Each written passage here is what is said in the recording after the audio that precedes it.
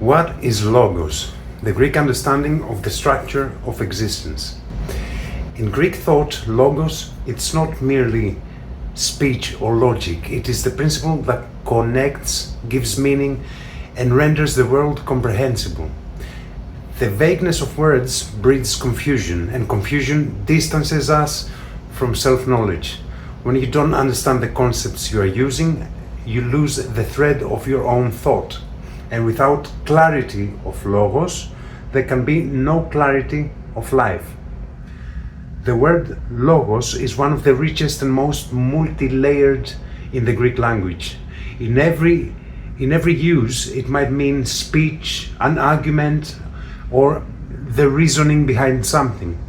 But at the heart of Greek philosophy, logos, it's not the word of God, as it is often translated in its later theological sense, and it's not merely rhetoric or speaking. It is something much deeper, the very structure of existence, the intelligible connection between things, the invisible force that holds and harmonizes the cosmos. Logos as a cosmic principle and law. The first to give logos ontological significance was Heraclitus, although you can trace the logos all the way back to Orpheus and the Orphic hymns. For Heraclitus, logos is the very law of the cosmos, the common measure of all opposites, the harmony that cannot be seen with the eyes, but it is revealed to those who observed with the mind, with the nous. Logos, Heraclitus says, is common to all, yet most live as if they had a thinking of their own. Logos is no one's possession. It is the shared field of reason, the unity underlying multiplicity. To perceive through nous, mind, in the Greek sense, means to first be freed from noise, from identification, from surface sensations, social conditioning, psychological automatisms. Only through this purification can the mind become clear enough to grasp the hidden harmony of the logos. The Stoics further developed this idea, viewing logos as the active, creative force that permeates and organizes the whole universe, synonymous to the divine providence, which is pronia in Greek. Like the universe is a gigantic, infinite mind. Logos as mathematical and musical harmony. It is no coincidence that logos is also used in mathematics. In Greek, logos means also ratio, the relationship between two magnitudes. The Pythagoreans believed that everything is number and the cosmos is rhythm, a harmony of ratios. A ratio of 2 to 3 or 3 to 4 isn't just math, it's music, it's order and it's cosmic law. Harmony, it's not an aesthetic result, it's a philosophical structure. Logos is the invisible force that connects numbers, bodies, forms, thoughts. It is what renders the world intelligible and not chaotic. And this unifying aspect of logos was called eros, not in the sense of sexual desire, but as the force that draws towards union, towards harmony, towards the beautiful and the true. It is what binds all the parts to the whole. Logos as human potential and dialectical movement. In Plato and Aristotle, logos also becomes a human capacity. It is the mind that thinks, that distinguishes, that dialogues, that seeks truth. Aristotle said that man is a rational being, zoon logikon, not in the narrow modern sense of rationalism, but as a being who carries within them the very logos. It's a reflection of the cosmic mind. And dialectic is the activation of this logos. The movement from the part to the whole, from the visible to the invisible, from multiplicity to unity. Logos thinks through opposites and reconciles them into a new one. Logos as method and truth. Logos is not just content, it is also method. It is the very path of knowing. It is what makes truth possible, not as a fixed belief, but as a process of revelation. When you engage in a dialogue, when you inquire, when you analyze, you are using logos. You are walking with logos. You do not possess it, you are trying to follow it. It's like the thread of Ariadne that takes you out from the labyrinth. This is why philosophy, it is not an ideology, it is a logical journey towards logos, towards understanding the cosmos.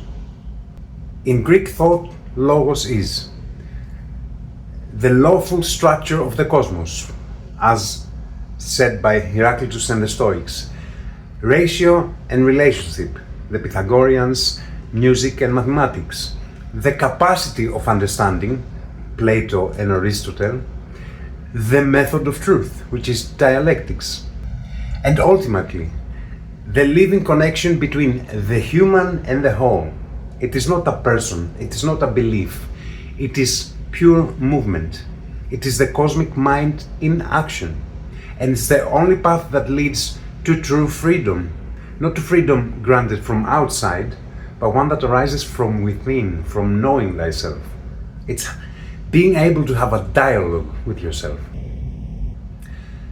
The dialectic of logos in practice. Let's take an existential example. There are forms, roles, and people in our lives who seem to oppose us. And yet their presence is necessary, not because they are right, they are just or desirable to us, but because they serve as mirrors through which we can see ourselves more clearly. And this is not about their karma, it's about our own inner patterns, mental structures, and harmonic sequences that we project onto the world. What we call karma, it is not punishment or reward, it is a mathematical intelligence of being that is shaped by how we perceive and interact with reality itself. Every obstacle, every challenge, every dark figure in our path is unknowingly a resistance machine, like a weight in the gym of consciousness. Some will hate it, some will follow it, some will try to destroy it, whatever. But those who begin to see understand it as a call to discernment. And this is dialectic in action. What is justice or injustice when one does not even know oneself? Tolerance of vagueness, it is not innocence, it's oblivion. And the collective unconscious is nothing but a multiplied individual aphasia. And that's where the logos game is played. The further you are from understanding logos, how it works, the more you will suffer. The world, it's not evil in itself. You simply don't know how it works. And logos helps you to understand how it works. The poet Pythagoras said it best.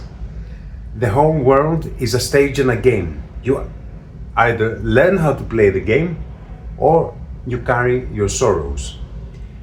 And as George Gurdjieff adds to this, if people were different, everything would be different. They are as they are, and thus everything is as it is. Change perception, change reality. So if our perception changes, if the so-called critical mass of collective consciousness shifts, then reality itself will change. The word reality, pragmatikotis in Greek, comes from the Greek verb pratin, to act. So reality, it's not static, it's what you have done. It's the sum of our actions, our thoughts, emotions and deeds. That is what manifests as our world. We cannot change the past, but we can change our present and with it, the future that follows from it. The word future in Greek, it's melon, and comes from the verb melo, to be about to do something, to intend to care. It is etymologically linked to melo, I care. From that we get meli, which is honey. And what is the ancient Greek symbol for the future? The future that is guided by care? The bee. The bee as a symbol of logos. Bees are creatures of order, of rhythm and collective harmony. Their hive resembles a polis, a city-state.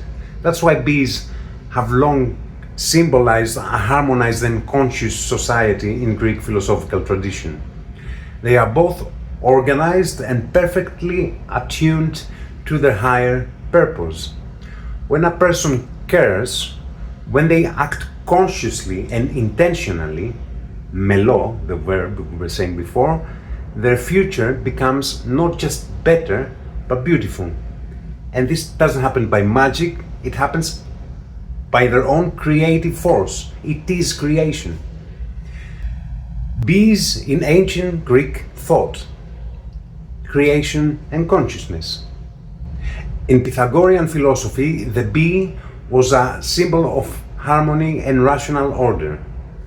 Each bee operated in precise alignment with the whole, reflecting the mathematical harmony of logos, divinity and myth.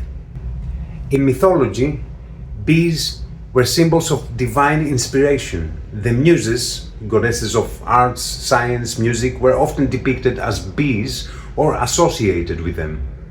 In Crete, the bee symbolized fertility and transformation. Alchemy and spiritual work. Bees also carried an alchemical meaning. Honey represented transmutation, and the bee symbolized inner cultivation, the spiritual work of the soul. Harmony and polity. In Plato's Republic, society is likened to a beehive, where each member functions for the well-being of the whole.